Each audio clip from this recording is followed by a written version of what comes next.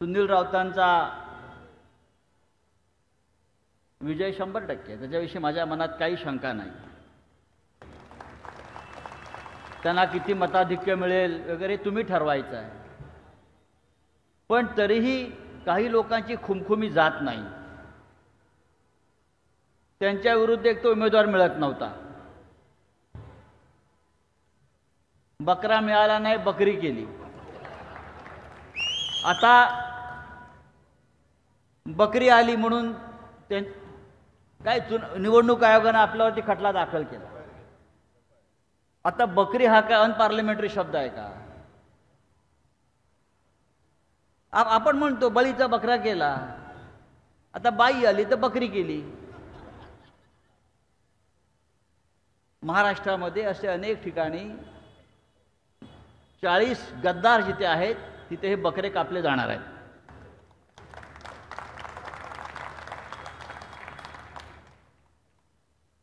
पण मगाशी मी म्हणालो ना, हारण्याची खुमखुमी काय जात नाही काही लोकांची। सुनील राऊतांना किंवा आम्हाला, विशेषतः मला त्रास देण्यासाठी ते कोण कोण आले? काल परवा गोविंदा येऊन नाचून गेला, हा नाचा आमचा पराभव करणार। हा गोविंदा, त्यानंतर मुख्यमंत्री येऊन जाऊन आहेतच इथे। आणि कोण आलं होतं? पोपट, सुपारीबाज, सन्माननीय राज ठाकरे येऊन गेले असं कळलं मला। 2 वेळा आले इथे। मी म्हणतो कशा करता आले ते इथे? 2दा आले, 2दा म्हणजे फडणवीसच्या आदेशाने आले, देवेंद्र फडणवीसच्या। येऊ द्या ना, लोकशाही आहे। लोकशाहीमध्ये निवडणुका होत असतात, एकमेकाच्या विरुद्ध उमेदवार आपण उभे करतो। पण इथे आले आणि महाराष्ट्रामध्ये अनेक विषय असताना बोलले कोणावर? तर राऊतांवर। सुनीलवर पण नाही, माझ्यावरच। माझा काय संबंध आहे? पण स्वप्नात दिसतो मी त्यांना। नरेंद्र मोदीला स्वप्नात संजय राऊत दिसतात, अमित शहाला स्वप्नात संजय राऊत दिसतात, राज ठाकरेंना देवेंद्र फडणवीस, एकनाथ शिंदे यांना माझ्या नावानं झोप लागत नाही।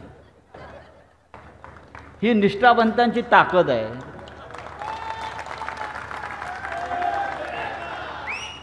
राज ठाकरे असं म्हणाले इथे एक भिकारडा संपादक राहतो म्हणे।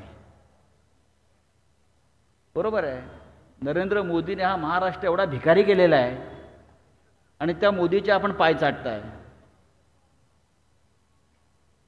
बाळासाहेब ठाकरेंनी नेमलेल्या संपादकाला तुम्ही भिकारडा म्हणता, हे तुमचं प्रेम बाळासाहेब ठाकरेंवर।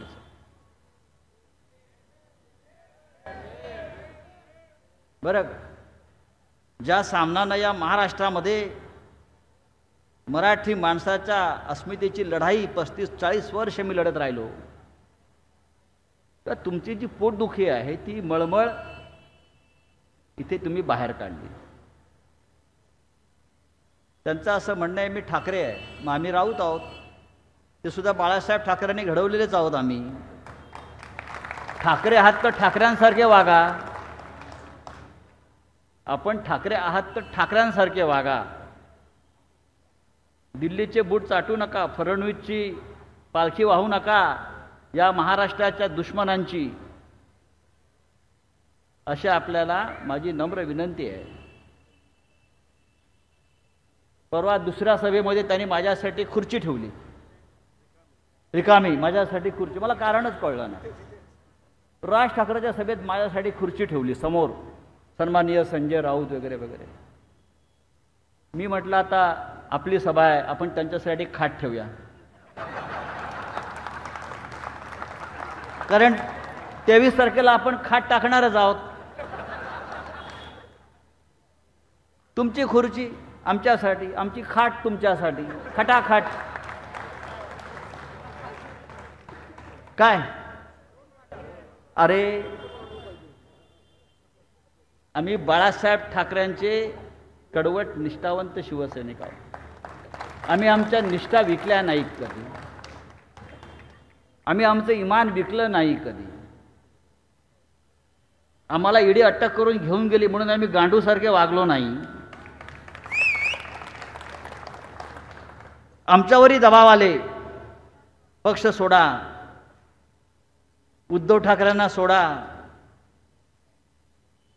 आम्ही जाताना, ईडी घेऊन जाताना ज्या रुबाबात गेलो त्याच रुबाबातून बाहेर आलो. आम्ही हा भगवा असा फडकवत आलो आम्ही, असा आणि गेलो असा असा, असा.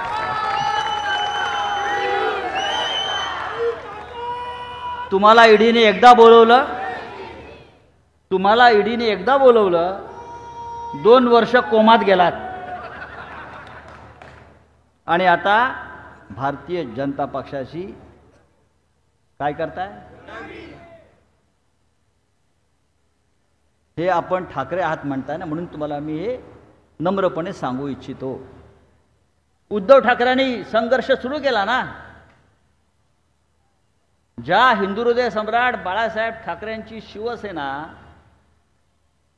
नरेंद्र मोदी आणि अमित शहा या 2 व्यापाऱ्यांनी तोडली, फोडली, विकत घेतली, त्यांच्याविषयी जर राज ठाकरेंना ममत्व असेल, प्रेम असेल, तर आपण महाराष्ट्राच्या दुश्मनांशी दलाली करताय. जो महाराष्ट्र विकायला काढलेला आहे गौतम अडाणीला, राज ठाकरे मुंबईतल्या गौतम अडाणीवर बोलत नाहीत. ज्या पद्धतीनं मुंबई विकायला काढली आहे, मराठी माणसाला देशोधडीला लावण्याचं सुपाऱ्या घेतल्या, त्याच्यावर राज ठाकरे बोलत नाहीत. मराठी माणसाला, तरुणाला बेरोजगार केलं जात आहे, आमच्या नोकऱ्या गुजरातला पळवल्या जात आहेत, त्याच्यावर बोलत नाही. पण काय म्हणतायत, देवेंद्र फडणवीस या राज्याचा मुख्यमंत्री झाला पाहिजे. देवेंद्र फडणवीस, ज्या देवेंद्र फडणवीसनं बाळासाहेब ठाकरेंच्या शिवसेनेच्या पाठीत खंजीर खुपसला, तो फडणवीस मुख्यमंत्री झाला पाहिजे असं जर राज ठाकरे म्हणत असतील तर मला तुमची लाज वाटते. आपण ठाकरे आहात ना, आणि ज्यांनी बाळासाहेबांची शिवसेना फोडली आणि त्याचं फार कौतुक आहे त्याला, अशा फडणवीसची आपण ज्या पद्धतीनं ही लाचारी पत्करताय, हे ठाकरेंचं काम नाही. मग आम्ही राऊत बरे, लढेंगे, जितेंगे, संघर्ष करेंगे आणि बाळासाहेब ठाकरेंच्या शिवसेनेसाठी छातीचा कोट करून तुरुंगाची, कायद्याची कसली पर्वा न करता आम्ही सगळे लढत आहोत. राज ठाकरे यांना मी पुन्हा पुन्हा आमंत्रण देईन, आपण इथे येत राहा.